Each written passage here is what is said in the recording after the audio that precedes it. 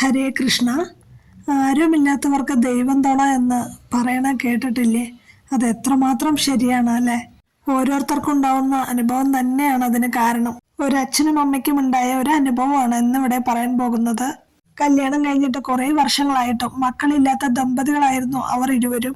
ഡോക്ടറായ ഡോക്ടർമാരെ എല്ലാം കണ്ടു, കുറേ ഹോസ്പിറ്റലിൽ ചികിത്സകൾ നടത്തി.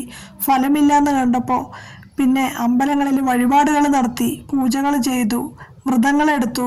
എന്ത് ചെയ്തിട്ടും മക്കളില്ല. ഇനി ചെയ്യാനായിട്ട് വേറൊന്നും തന്നെ ബാക്കിയില്ല.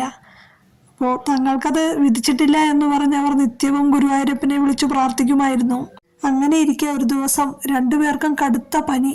എണീറ്റ് നിൽക്കാൻ പോലും ശക്തി ഉണ്ടായിരുന്നില്ല. ഒരു ഗ്ലാസ് വെള്ളം എടുത്തു കൊടുക്കാൻ പോലും ഒരാളും ഉണ്ടായിരുന്നില്ല. അപ്പോഴവർ ഗുരുവായൂരപ്പനെ വിളിച്ച് കരഞ്ഞു പറയുമായിരുന്നു, എൻ്റെ ഗുരുവായൂരപ്പ, ഒരു മക്കളുണ്ടായിരുന്നെങ്കിൽ ഞങ്ങൾക്കിതൊരു ആശ്വാസമായേനെ, ഞങ്ങൾക്ക് ഈ ഗതി വന്നല്ലോ ഭഗവാനെ എന്ന് പറഞ്ഞ് വേദനിക്കുമായിരുന്നു. എന്തു ചെയ്യാം, ഞങ്ങൾ മുൻജന്മത്തിൽ എന്തോ ഒരു പാപം ചെയ്തിരിക്കാം, അതിന്റെ ഫലമായിരിക്കാം നമ്മൾ ഈ ജന്മത്തിൽ അനുഭവിക്കുന്നത് എന്ന് അവർ സ്വയം, അവർ രണ്ടുപേരും അവരെ തന്നെ ആശ്വസിപ്പിച്ചു കൊണ്ടിരുന്നു. എന്തു ചെയ്യാം, ഇങ്ങനെ വയ്യാത്തൊരവസ്ഥയാണെങ്കിൽ പോലും എന്തെങ്കിലും ഒരു ഭക്ഷണം ഉള്ളിൽ ചെല്ലണമല്ലോ, ക്ഷീണം മാറ്റണം. എന്തെങ്കിലും ഭക്ഷണം കഴിച്ചാൽ മാത്രമല്ലേ ഒന്ന് എണീറ്റ് നിൽക്കാനുള്ള ഒരു ശക്തി ഉണ്ടാവുക. അപ്പോൾ അമ്മ ഈ വയ്യാത്തൊരവസ്ഥയിലും അമ്മ മെല്ലെ മെല്ലെ മെല്ലെ പിടിച്ച് എണീറ്റ് നിന്ന് എന്തെങ്കിലും ഒരു കഞ്ഞിയും ചമ്മന്തിയോ ഇങ്ങനെ എന്തെങ്കിലുമൊക്കെ അമ്മ ചെയ്യുമായിരുന്നു. കഷ്ടപ്പെട്ടിട്ടാണെങ്കിൽ കൂടെ വേറെ ആരും ഇല്ല സഹായിക്കാൻ. അങ്ങനെ ഇരിക്കുമ്പോൾ പെട്ടെന്ന് പുറത്തൊരു വിളി, അമ്മേ അമ്മേ ഇവിടെ ആരും ഇല്ലേ എന്ന് ചോദിച്ച ഒരു ആൺകുട്ടിയുടെ ശബ്ദം പോലെ. ഇത് കേട്ടിട്ട് കിടക്കപ്പായിൽ നിന്ന് അച്ഛൻ അമ്മയോട് പറയാണ്, പുറത്ത് ആരോ വന്നിരിക്കണു, ഒന്ന് പോയി നോക്കിക്കേ. ഇത് കേട്ടിട്ട് അമ്മ പുറത്തു വന്ന് നോക്കുകയാണ്. അപ്പോ ഒരു 20 വയസ്സ് പ്രായം തോന്നിക്കുന്ന ഒരു നല്ല വെളുത്ത് തുടുത്ത ഒരു പയ്യൻ ഇങ്ങനെ മുറ്റത്ത് നിൽക്കുകയാണ്. അമ്മ, എനിക്ക് കുറച്ച് വെള്ളം തരുമോ എന്ന് ചോദിച്ചുകൊണ്ട്. അപ്പൊ അമ്മ വെള്ളം എടുത്തു കൊടുത്തിട്ട് ചോദിക്കുകയാണ്, മോനെ നീ ആരാ, നീ എവിടെന്നാ വരണത്? അപ്പോ ആ പയ്യൻ പറയണ, ഞാന് വടക്കേതിലെ രാമചന്ദ്രൻ ഇല്ലേ, അവരുടെ മകനാണ്, ചെന്നൈയിൽ നിന്ന് വരികയാണ് എന്ന് പറഞ്ഞു. അപ്പോ അമ്മ ചിന്തിക്കുകയാണ്, വടക്കേതിലെ രാമചന്ദ്രൻ, അവര് കാലങ്ങളായിട്ട് ഇവിടെ ഇല്ല, ചെന്നൈയിലാണ് താമസം. ഇവിടെ രാമചന്ദ്രനും രാമചന്ദ്രന്റെ അമ്മയും മാത്രമായിരുന്നു താമസം. അമ്മ മരിച്ച ശേഷം രാമചന്ദ്രൻ നാട് വിട്ടതാണ്. അങ്ങനെ ചെന്നൈയിലേക്ക് പോയി എന്നുള്ളത് മാത്രം അറിയാം. പക്ഷെ രാമചന്ദ്രന് കല്യാണം കഴിഞ്ഞതോ മക്കളുണ്ടായതോ കുട്ടികളോ കാര്യങ്ങളോ ഒന്നും തന്നെ ഇവർക്ക് അറിവുണ്ടായിരുന്നില്ല. അപ്പോ അമ്മ ചോദിക്കുകയാണ്, മോനെ ഞങ്ങളെ എങ്ങനെ അറിയാം, മോനെ എങ്ങനെ ഞങ്ങളെ അറിയാമെന്ന് അമ്മ ചോദിക്കുകയാണ്. അപ്പോ ആ പയ്യൻ പറയണം, അമ്മേ എനിക്ക് നിങ്ങളെ രണ്ടുപേരെയും കുറിച്ച് നന്നായിട്ട് അറിയാം, അച്ഛൻ നിങ്ങളെ രണ്ടുപേരെയും കുറിച്ച് പറഞ്ഞു തന്നിട്ടുണ്ട്. ഞാനിവിടെ ഒരു ജോലിക്കുള്ള ഇന്റർവ്യൂവിന് വന്നതാണ്. അപ്പോ അച്ഛൻ പറഞ്ഞതാണ് നിങ്ങളെ രണ്ടുപേരെയും ഒന്ന് പോയി കണ്ടിട്ട് വരാൻ വേണ്ടിയിട്ട് അച്ഛൻ പറഞ്ഞത് കൊണ്ട് ഞാൻ ഇവിടെ വന്നതാണ് എന്ന് ആ പയ്യൻ പറഞ്ഞു.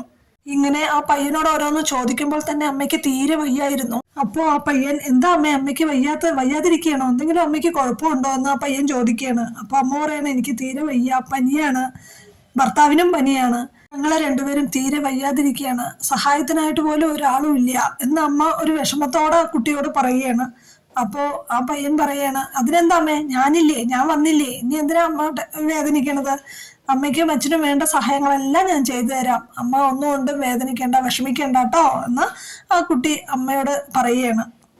ഇത് കേട്ടപ്പോ അമ്മയ്ക്ക് എന്തെന്നില്ലാത്തൊരു ആനന്ദം മനസ്സിന്. എന്നാലും രാമചന്ദ്രൻ ഞങ്ങളെ ഒന്നും മറന്നില്ലല്ലോ, അവന്റെ മോൻ ഞങ്ങളെ കാണാനായിട്ട് ഇങ്ങോട്ടേക്ക് വന്നല്ലോ, അതെല്ലാം വലിയ സന്തോഷം എന്ന് അമ്മ മനസ്സിൽ വിചാരിച്ചിട്ട് വേഗം ആ കുട്ടിയെയും കൂട്ടി അകത്തേക്ക് പോയി അച്ഛനെ കാണിച്ചു കൊടുത്തു. അച്ഛനും അവിടെ കിടന്ന് ഭയങ്കര സന്തോഷം ഇതെല്ലാം കേട്ടപ്പോൾ. എന്നാലും അവർക്ക് രണ്ടുപേർക്കും തീരെ വയ്യാത്തത് കാരണം കുട്ടിയോട് അധികമൊന്നും ചോദിച്ച് മനസ്സിലാക്കാനോ ഒന്നിനും സാധിച്ചതുമില്ല.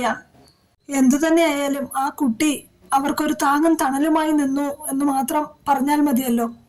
ആ വൃദ്ധ ദമ്പതികൾക്ക് ഇതിൽപരം ഒരു ആനന്ദം വേറെ തന്നെ ഉണ്ടായിരുന്നില്ല. സ്വന്തം മകനെ പോലെ നിന്ന് ആ മകൻ നന്നായി ശുശ്രൂഷിച്ചു ഈ അച്ഛനെയും അമ്മയെയും. അവൻ അറിയുന്ന പോലെയെല്ലാം ഭക്ഷണം ഉണ്ടാക്കി അവർക്ക് കൊടുത്തു, മരുന്ന് വാങ്ങിക്കൊടുത്തു, കടയിൽ പോയി സാധനങ്ങളെല്ലാം വാങ്ങിക്കൊടുത്തു. അങ്ങനെ അവൻ എങ്ങനെയൊക്കെ അവന് സഹായിക്കാൻ പറ്റുമോ അതുപോലെയെല്ലാം അവൻ അവരെ സഹായിച്ചു. അങ്ങനെ അവരുടെ പനി മാറി. 2 ദിവസം പോയത് തന്നെ അറിഞ്ഞില്ല. ആ 2 ദിവസത്തിനുള്ളിൽ അവര് മകന്റെ വാത്സല്യം എന്താണെന്ന് അവർ അറിഞ്ഞു.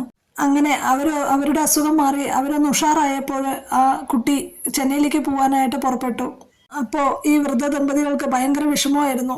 അവനെ അയച്ചുവിടാനും അവർക്ക് മനസ്സുണ്ടായിരുന്നില്ല. പക്ഷെ ഇവിടെ ഇരിക്കാൻ പറയാനും അവർക്ക് നിവർത്തിയില്ലല്ലോ. അവനവൻ്റെ അച്ഛൻ്റെയും അമ്മയുടെ അടുത്തും പോകണമല്ലോ.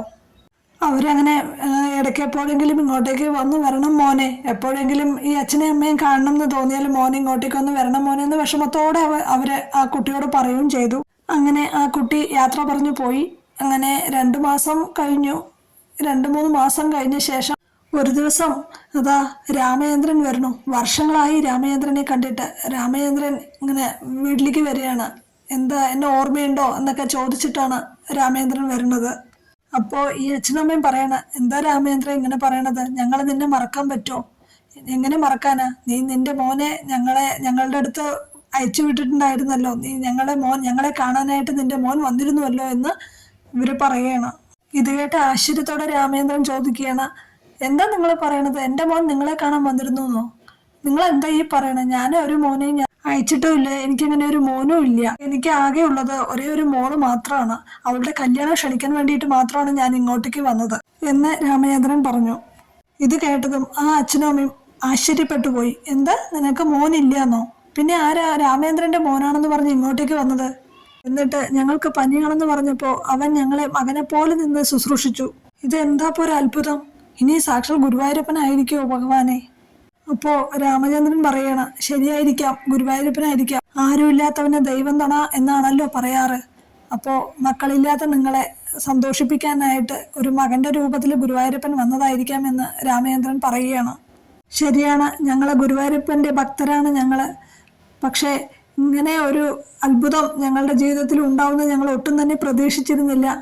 എങ്കിലും മക്കളില്ലാത്ത ഞങ്ങൾക്ക് 2 ദിവസം മകന്റെ രൂപത്തിൽ വന്ന് ഞങ്ങളുടെ കൂടെ നിന്നല്ലോ എൻ്റെ ഭഗവാനെ. എന്നിട്ടും ഞങ്ങൾക്കത് മനസ്സിലാക്കാനായിട്ട് സാധിച്ചില്ലല്ലോ എൻ്റെ ഭഗവാനെ എന്ന് പറഞ്ഞ് ആ അച്ഛനും അമ്മയും ആനന്ദം കൊണ്ട് കരയുകയാണ്. ഇത് കേട്ടപ്പോൾ നിങ്ങൾക്ക് എന്ത് തോന്നി? ആരുമില്ലാത്തവന് ദൈവം തുണ എന്ന് പറഞ്ഞ് കേട്ടിട്ടല്ലേ ഉള്ളൂ. ഓരോരുത്തരുടെ അനുഭവങ്ങൾ കേൾക്കുമ്പോൾ നമ്മൾക്ക് എന്താ ഇതിൽ നിന്ന് മനസ്സിലാക്കണത്? സാക്ഷാൽ ഗുരുവായൂരപ്പൻ നമ്മുടെ എല്ലാവരുടെ കൂടെയും ഉണ്ട്.